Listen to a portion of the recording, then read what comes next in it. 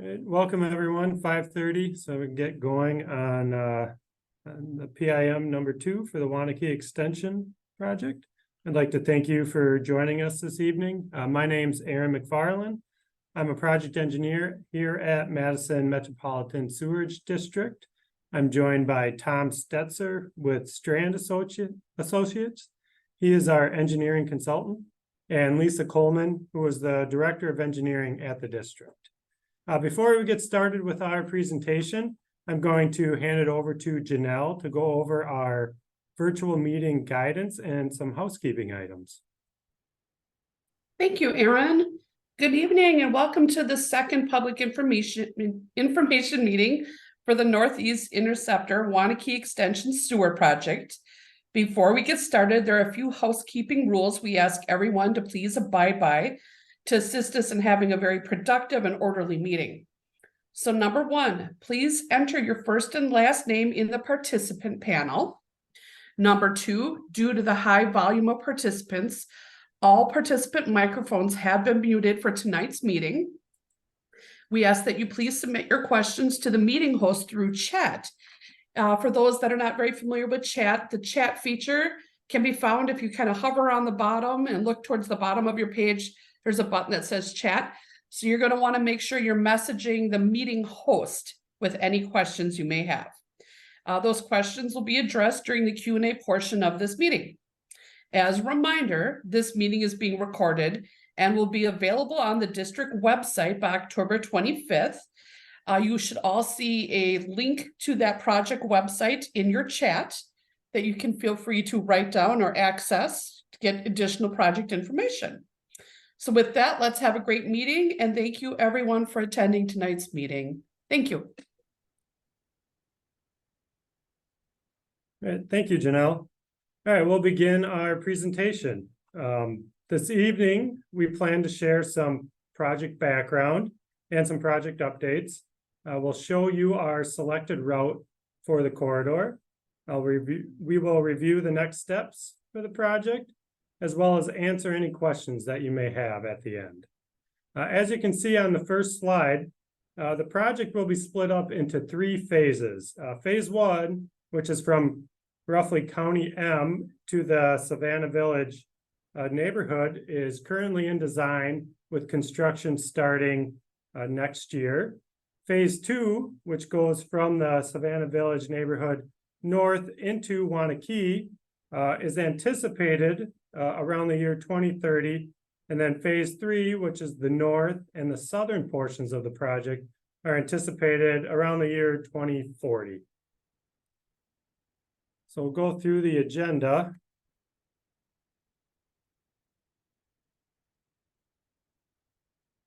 So first, we'll provide some project background information on why this project was developed, as well as why it is needed. Next, we'll discuss the route alternatives that were identified, as well as what considerations, analysis, and coordination went into that process. Then we'll discuss and show the selected route alternative for each phase of the project. And then we will touch base on the project schedule and impacts for the first phase of the project. And then at the end, we will provide our contact information and answer any questions that anyone may have. So first, we'll go into a little information about the district. Madison Metropolitan Sewerage District was created in 1930 by a state statute to protect the environment and treat wastewater in the Madison and surrounding areas. The district now serves over 400,000 people in 25 cities, towns, and villages. The district operates around 145 miles of pipe and on average collects and treats over 36 million gallons of wastewater on a daily basis. To put that in perspective, about 1 million gallons of water would fill a pool up that is as long as a football field by 50 feet wide and 10 feet deep.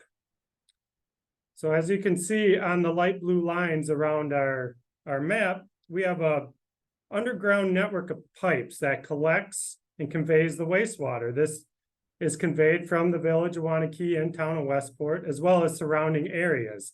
And it is sent to our Nine Springs wastewater treatment plant that's located in southeast Madison. You can see on the map with the large yellow star.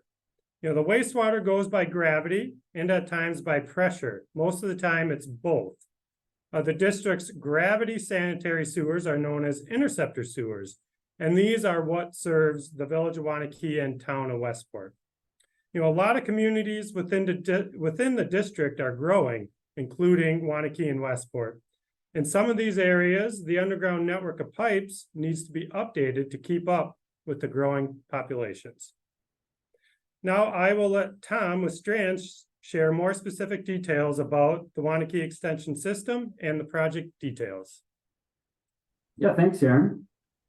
So like Aaron noted, I'll dive into a little bit more background of information regarding the Northeast Interceptor Waunakee extension system.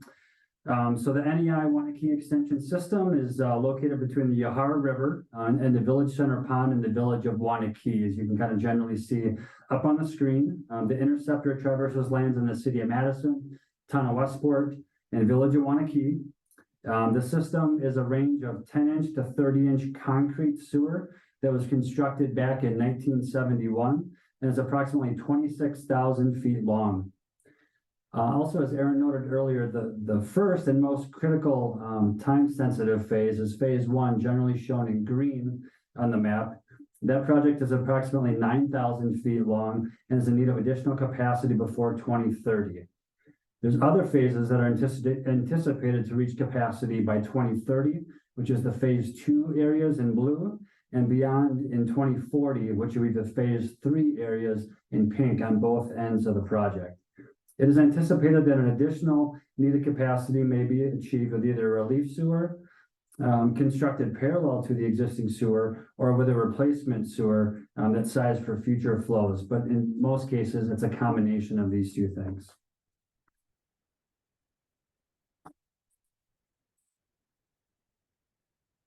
So capacity needs drives the project. And so as you all know, the Waunakee area continues to grow. If we do nothing, we will exceed the current capacity of the interceptor system in the near future, meaning it will not be big enough to carry the wastewater flows all the way to the plant. This could lead to potential sanitary sewer backup overflows in the future. So to prevent that from happening, we need to add additional capacity by either replacing or existing the interceptor pipe with these larger pipes or adding an additional pipe. So you can see the map up here on the screen. So this is the same system map that was on the previous slide, but it's color coded based on when each segment is going to reach anticipated capacity. And then as you can see, the orange area kind of near 113 is kind of the most time sensitive area, which is part of phase 1, which is anticipated to reach capacity in the very near future. Next slide, please. All right, so what is an interceptor sewer? So interceptor sewer is a large diameter sewer that conveys the wastewater to the treatment plant. So it's a gravity pipe that's sometimes under roadways and sometimes out in undeveloped areas. You can see the bottom graphic there that kind of just highlights, how wastewater exits your home or your business through lateral pipes and then travels through those local sewers. From there, sewer sometimes flows through pumping stations and then gets into those interceptor sewers. So you can think of interceptor sewers kind of like interstate highways in a transportation system. Next slide, please. All right, so how is an interceptor pipe installed? So the two primary ways to install an interceptor, on top you can see an open trench method. That's the most typical construction method where an excavator digs down, digs a trench safely, and then the contractor installs the pipe. In some areas where trench situations cannot be had, we use what's called the trenchless technique with a boring machine. So those types of situations are used maybe underneath railroad tracks or under very busy highway corridors. All right, so alternatives analysis. If any of you were on the video for the first public meeting back in January, we kind of walked through where we were at in our alternatives analysis. And my goal here tonight is just to kind of flip through some of the highlights of that and kind of show you where we've been, and then we can explain kind of where we're at right now today with our design. Let's see here. So as I mentioned previously, additional capacity is needed in this overall system. So at PIM, we presented these different alternatives and looked at pipe replacement versus relief throughout the entire system. And so the gist of this is we need to get additional capacity between the two areas that show the red stars on the south end by the Ohio River up to the north end up in the heart of Waunakee. So next I'm going to provide some of these considerations and some of the things that we looked at for each phase. So there are many considerations we must think about when selecting a route. So just the word cloud here on the screen prevents a high level of all the different considerations as a design team that we take a look at in more detail. So those in black are kind of more technical focused and pertain to the construction or maybe the operation of the sewer. And those shown in blue are those considerations are more tangible to the community itself. So please keep in mind, these are just some of the considerations we look at and some of the things that we weigh when making these decisions during an alternatives analysis. So next, as far as the alternatives analysis process, this is just a snapshot of kind of the different things and categories that we look at, things like depth of sewer, utility conflicts, how much coordination is needed with entities such as the railroad, et cetera. The master working version of this is far too big and far too small of text to share on the screen, so we won't bore you with all the details tonight, but try to hit a few of the highlights. So next, we'll take a quick look at these different alternative routes for each area of the project. All right, so phase one, these are the different alignment alternatives that we looked at. I can just kind of hit the highlights here. So the blue, the darker blue, was the one option we looked at. That line generally follows the existing interceptor, which would be primarily a replacement along those lines. The second alternative we had was the purple alternative, which kind of went just east of Catfish Court and then generally followed River Road and the existing interceptor. The green line was the third alternative we looked at, which starts again kind of near the dog park area and then travels on the east side of 113 up to Kennedy Drive and then follows Kennedy Drive heading west and then gets back on alignment to where the existing pipe is today. And then the light blue line was the fourth alternative we looked at that kind of went up further into the Dane County Parks land, kind of angled up through Catfish Court and then generally followed the green line from there. Up along 113 and then along Kennedy Drive and along the existing interceptor. So definitely pros and cons to all these different alignments. I'll in a few more slides ahead, we'll kind of explain a little bit more where we landed, but there's definitely a few showstoppers along the way that prevented us from going these other routes. So in the next slide, we show phase two. A little less room for creativity here in phase two, just with the amount of development, in the Waunakee area along 6 Mile Creek, and this just overall the general topography.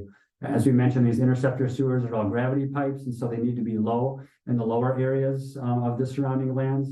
And so again, just based on the topography, location of the creek and the area development, the phase two pipe we anticipate will generally follow along the same general alignment as the existing pipe. And then for phase three, we kind of divided this up into kind of the south and then the north. So up on the screen right now is the south segment. Again, here we're anticipating a replacement section. Here in the red, that was the primary alternative that we looked at, which made the most sense while keeping the pipe a little bit out of the wetland area so that MMSD staff could have easier access to get to the manholes. The next slide, we show the north segment, kind of up in the Waunakee, up near the village center. There we kind of primarily looked at two alternatives. The brown one generally follows the existing interceptor while maybe hugging a little further southwest away from the potential development areas there. And then the green line we took a brief look at, which followed Division Street and then kind of angled over toward the pond. All right, on the next slide, we just is more, again, zooming back out, just again to show you the whole map, the whole network of, the Northeast Interceptor system, and to look at the different alternatives that we looked at. So the next slide, we'll kind of talk a little bit about kind of what also went into some of this with just the different project coordination that has started, but also continues to be ongoing throughout the project. So lots goes into route planning, as you can imagine, with a project like this. Just wanted to highlight a few things up on the screen there. So public meetings. We had our first public involvement meeting back in January. I believe many of you were maybe attended that one as well when we were just kind of kicking off our alternatives analysis. And then tonight we have public information meeting number 2, and then we would anticipate one additional meeting just prior to construction starting. Municipalities, obviously, with this pipe kind of meandering, like I mentioned, through Waunakee, Westport, and Madison. We've had conversations with these communities and entities, and these will be ongoing as we kind of continue to advance the final design. Other stakeholders, including Dane County Parks Land, we've had multiple meetings with them. Of course, private property owners along the way with coordination and also easement discussions. And then the DOT with the pipe being generally along the State Highway 13 corridor. And then last but not least, a lot of private utilities are out there, both above ground, but mostly below ground, that we look into to coordinate to try to avoid conflicts and try to plan our route to not disturb as many things as possible. All right, so on to the selected route. So here's where we landed. So here's a graphic of the selected route for the entire corridor. So this is a kind of a combination of both relief and replacement. I'll kind of walk you through a few things here. So phase 1, again, kind of in the lower part of your screen there. Our plan that we're advancing into design right now would be to start kind of in the dog park area. We plan to angle across the gravel access drive to the dog park near the south end of Catfish Court. And then the plan is to go along the east side of Highway 113 up to Kennedy Drive. This area on the east side of 113 is much more open than the west side from conflicts and other existing utilities that are out there. And then, like I said, we would head west along Kennedy Drive, along that route, down the roadway, underneath the roadway, I should say. And then right about where it says phase 1, that's where we would end our relief section and then junction in to the existing pipe network. And so everything south of phase 1, like I mentioned, or near that node that says phase 1, the flow will be running through 2 pipes. Everything north, the flow will be running through 1 larger pipe. So then we'll continue north of that node where it says phase 1, and we'll generally be following the existing interceptor alignment for the rest of the project all the way up to the north end. Like I mentioned, with phase 2, with the constraints with topography combined with the amount of development in the area, we'll generally be following that same route. And so even in areas where we do the replacement, typically what we'll do is we'll install the new pipe generally alongside at a safe distance next to the old pipe so that we can keep the old pipe in service while the new pipe is being constructed. And then once the new pipe is in and ready to go, then we'll switch the flow over and then the old pipe will get abandoned. I guess the last thing I can mention is just the very south end for phase 3. That will also be replacement, but as I mentioned, we'll be likely tweaking the alignment of that a little further north and away from the existing pipe to get it in a higher and drier access location for MMSD staff. So that's kind of a summary of the overall route. So now we'll kind of zoom in on phase 1, just because that's the more that's the part of the project that's coming up the soonest. And so construction for phase 1 is anticipated to start as early as next year. And so there will be some impacts, just like any construction project that's out there. A few that just wanted to highlight here this evening, the first being temporary impacts to the dog park. So our connection point that we are planning to design around is technically in the dog park. And so we're anticipating some temporary fencing so that the dog park still could get used during construction, but we will have to do some work in kind of the northwest corner there. And then our alignment kind of angles across the gravel access drive. So we're hoping to get kind of across that access drive as quickly as possible so that we can maintain access to the dog park and the kayak launch south of there, as much as possible throughout the project. So it should be pretty quick crossing through there. The next item I wanted to mention was River Road. So we do have to cross River Road just east of Highway 113. And so we're planning to do that in an open cut fashion. And so that will require us to close River Road for a brief period of time. Hoping the contractor can do that, quite quickly and get traffic back open up. Some of the details obviously still have to get worked out with that, but we're trying to minimize that to the extent possible. The next item there, medium-term closure of Kennedy Drive. So the pipe along Kennedy Drive that we're designing generally follows the roadway on the south lane line. And so that is one of the deeper areas of the entire project. There's sewer depths are in the 30 to 35 foot range of depth, kind of in the crest of the small hill there. And so just due to the size of that trench, we will have to close Kennedy for a period of time. We're well aware of the County Highway M project coming up this next year. So we're in coordination with that project to understand when M may need to be shut down for short periods of time to try to avoid any kind of overlap and with both of those east-west corridors being closed at the same time. We're also aware of some potential development west of the railroad tracks within the town of Westport that may need that access along Kennedy Drive. So we're continuing coordination with Westport staff members as well. And then just like I mentioned, any construction equipment or any project is going to have, plenty of activity and noise along the corridor. But we try to, put things in the specifications to reduce that as much as possible.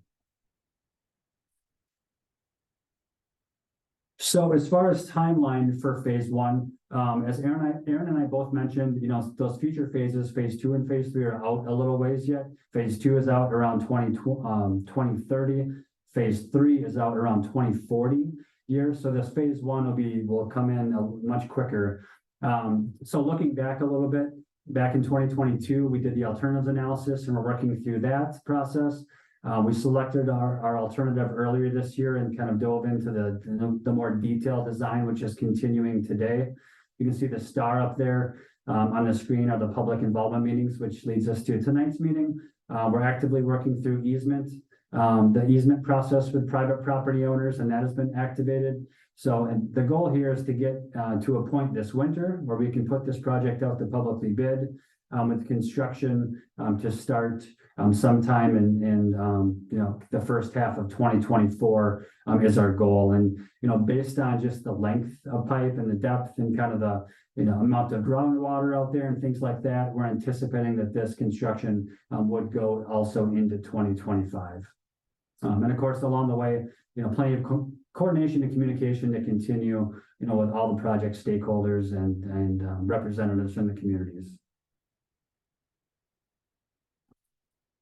So next, just wanted to remind everyone that there is a project website. You can see there on the screen the QR code if you want to save or pin the site.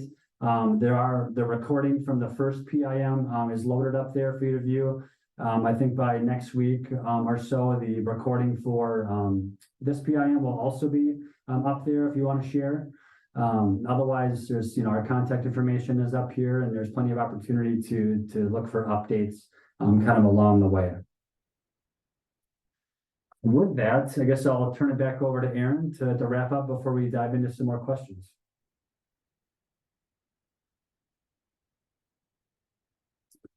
Oh, Aaron, I think you're muted.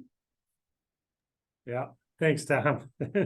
I just want to thank everyone who joined this evening for giving your time so we can discuss the project needs, details, and future plans. As you can see on this slide, here's myself and Tom's contact information. Feel free to reach out. And then with that, that's the end of the presentation. So if there's any questions, please let us know.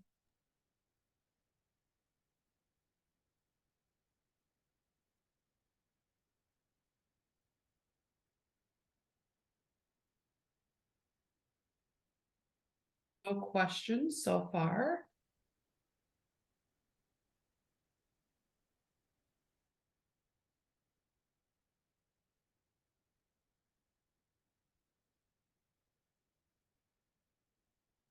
Yeah, like I said, if anything comes up, feel free to reach out to myself or Tom.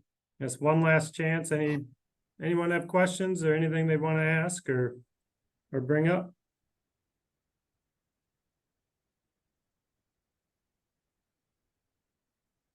Still have no questions to meeting host chat. Okay, well, sounds good. Thank you, everyone. Thank you.